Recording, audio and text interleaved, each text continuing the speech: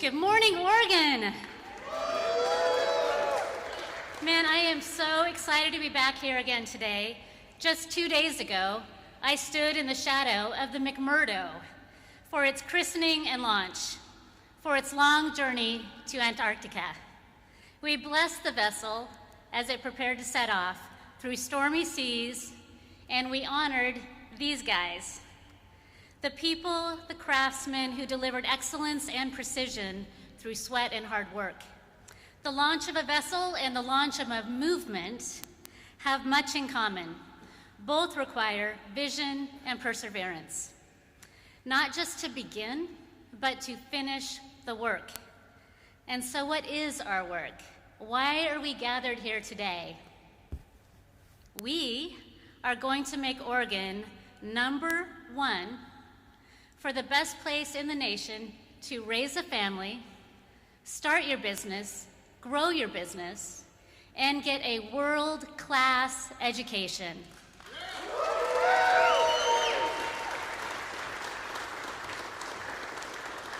That means cut taxes.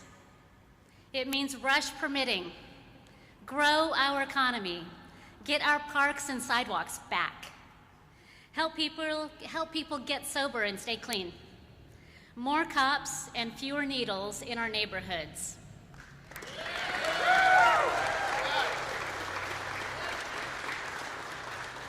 Raise test scores and respect families. Lower costs, cut red tape, work together. We will face uncertain seas, there is no doubt about that, but we will work through the storm. We have important, good work to do, and it must be done, and no one can begin it but us.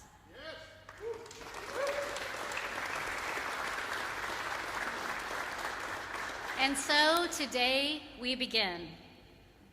With confidence in the boundless future of our state, the character of our people, and our ability to build and achieve absolutely anything we set out to accomplish together, I announce my candidacy for governor of the great state of Oregon.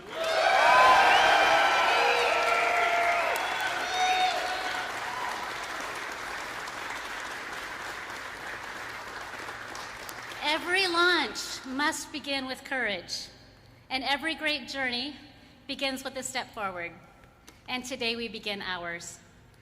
It feels like Oregon can't seem to catch its footing, can't seem to find its way out of the storms. Families are working harder but still falling behind. Too many Oregonians are wondering whether opportunity will ever come back around again. But that's why we're here today, because with our help, it will. There is a future for our families. There is a future for our state that is brighter and better than our present, and certainly brighter and better than anything from our past. Because Oregonians don't stop when things get hard. We work through the rain. We steady ourselves. We keep showing up. We keep working. We keep building. And that is why we're here today. Not to run for a party to lose. We're here to run for Oregonians to win.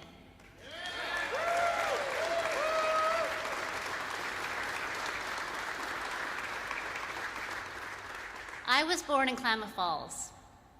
It's a place of cold mornings and long winters and people who work with their hands and their whole hearts.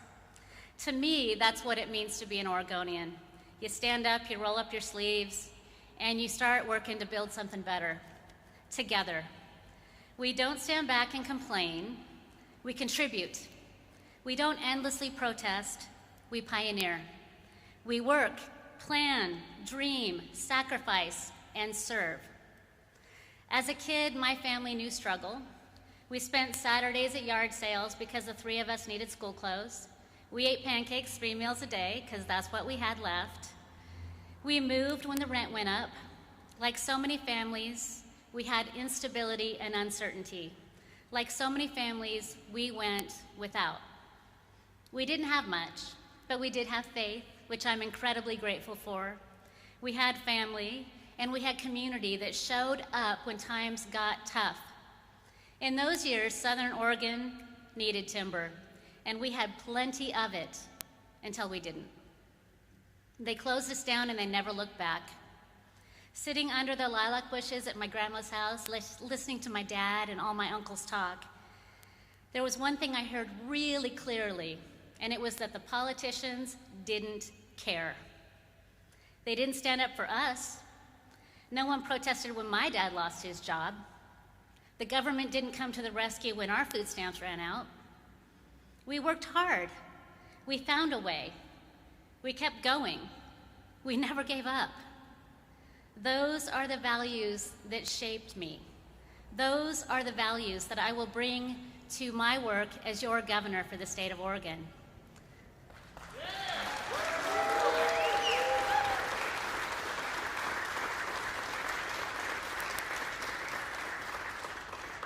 Y'all, struggle is a part of life, and hard work is healthy.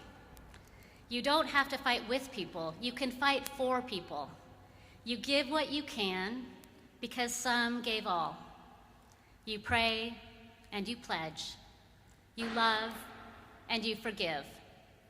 Those values should guide all of our state and all of us moving forward, and it will certainly drive me every single day that I serve as your governor. I'm a proud Oregonian. This is my home. I am from this place. And like you, I have chosen to stay through wins and losses. I've stayed, and I've worked, and I have decided not to give up. I have decided to keep fighting for the future. I reached across the aisle when I could. I stood my ground when I had to. Because it is not about parties, it is not about partisanship. It's about you. It's about your families. Your livelihoods matter. You deserve a governor who knows that. You deserve a governor who will stand up for you and fight for your family's future. Somewhere along the way, Oregon's leaders have lost those values.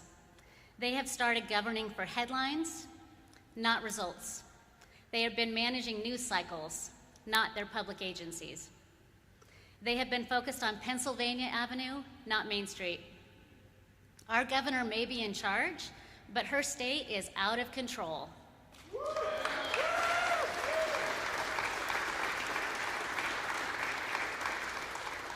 This place we love is so incredible and so beautiful. Mountains, trees, our rivers, our ocean, abundant natural resources. So we have to stop and ask ourselves, why, despite all of this, are people leaving, our families leaving, our businesses choosing to leave? And they're leaving for states like Ohio, no less. Like, they're certainly not moving there for the beaches. There's only one reason someone would choose to pick up and leave this incredible place. And the reason is because the policies are better in other states. They let families thrive in other states. They let businesses grow in other states. They want an economy that is just thriving and growing. Do we want that here in Oregon? Our policies don't indicate that we do. Our policies crush our hopes and dreams instead of letting Oregonians absolutely pursue their best and brightest future. Here's the thing. We couldn't compete in the past, but we will compete now.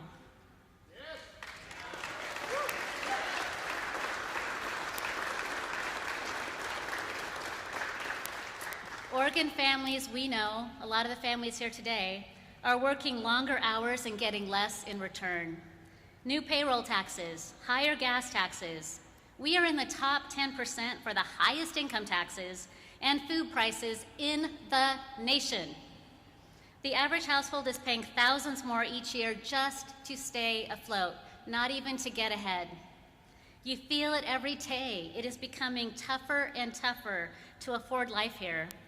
The number of hours that a person has to work to afford a modest home in Oregon has almost doubled, if you can afford it at all. If you are here today and dreaming of home ownership and saving money for your down payment, but the dream of stability and investment in your own future feels further and further away, change is coming.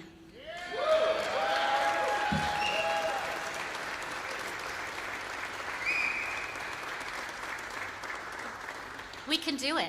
We can cut the red tape. We can expedite building permits. We can get government out of the way. Lower taxes and fees so that you can achieve your own hopes and dreams. I'm a mom, and my kids are young adults now. They are making their way in the world. They're finding work.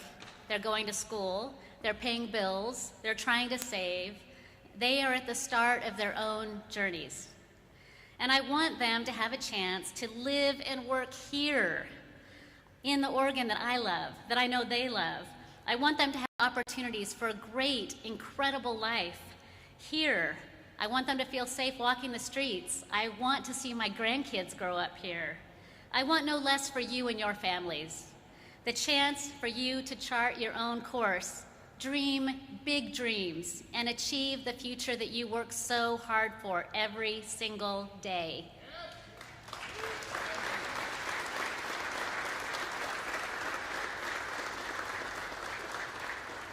And that's my job as your governor, to serve your needs, to stand with you, to push back against the bureaucrats and the politicians and fight for your future, to listen to your concerns and to act, to hear your hopes and dreams and to make them my own.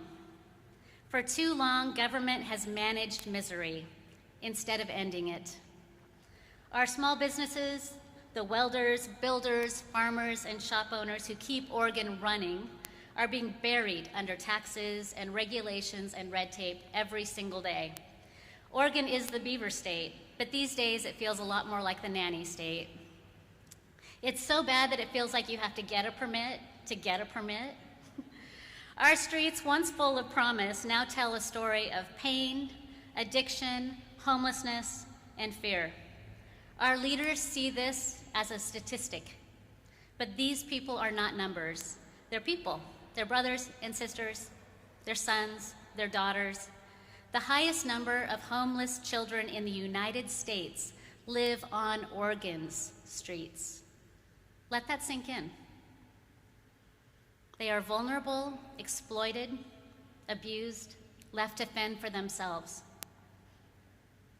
It has got to change. We cannot live this way any longer. You guys, I have a friend who has suffered tragedy after tragedy. His story is far too common. Addiction controlled his brother Daniel's life. Though he fought for his sobriety, his brother did, and he did everything he could to support his brother, to keep him safe and help him stay sober. Addiction is a cruel master, and like so many others, his brother fell prey one last time. The pills were laced with fentanyl. His drug dealer was held on manslaughter charges, and he walks free on Oregon streets today. This evil must end. Whether it is a tragic overdose or a slow death on a sidewalk, we must hold drug dealers accountable for the lives that they are taking in plain sight every single day in our state. For too long, programs designed to reduce harm have too often stolen hope, stolen lives, contributed to the tragedy. For too long, our state has abandoned accountability to advance an agenda.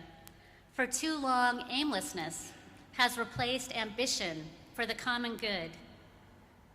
We have abandoned basic human decency, leaving us without vision and without hope.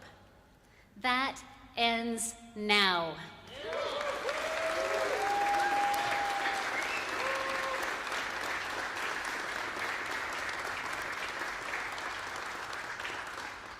This place where we're standing today, Gunderson, is bustling with work. It is energized by challenges. It is driven to deliver solid, strong, beautiful structures, vessels. The experience and strength in this room can build anything. The beams above us have witnessed decades of progress. The cement beneath our feet has seen generations come and go, all with the same resounding commitment to work that matters. My vision for Oregon through the dark days of the past is a brighter future and a better tomorrow. We can have work that matters again. We can have schools that succeed in teaching students to learn. We can have safe streets and lower taxes. Oregon can be a place to achieve your hopes and dreams, where it is possible to afford a home, to start and grow your business, to set high expectations for our schools. We can clean out tent cities. We can end drug markets. We can hold dealers accountable. We can help people get clean and stay sober. We can protect farmland, lower costs, and cut taxes. And we must build homes that Oregonians themselves can afford to live in forever. We need long-term housing for people that are saving money today to find their American dream. But it will take us working together. We can jumpstart our economy and get working again. We can stop the anxiety that we feel, and we can bridge the divide. We have been aimless and idle too long. It's time to move forward together with compassion as our compass and accountability as our true anchor. We can steer Oregon through this storm, but it's going to take leadership, and we're going to have to work together. We're going to have vision. We're going to have to be willing to commit the long hours, do the hard work, and trust that working together we can solve these problems, and we will deliver a better future for all. We're here today, but it's not the speeches that you need from me. It's a real sense that the solutions are possible. It's not the slogans, it's actual safety on our streets. It's not promises, it's measurable results that I am accountable to you to achieve. It's a chance for us all to swing for the fences and turn this place around. That is what I'm offering you today as we begin this run for governor of the state of Oregon. I am running to be accountable to you.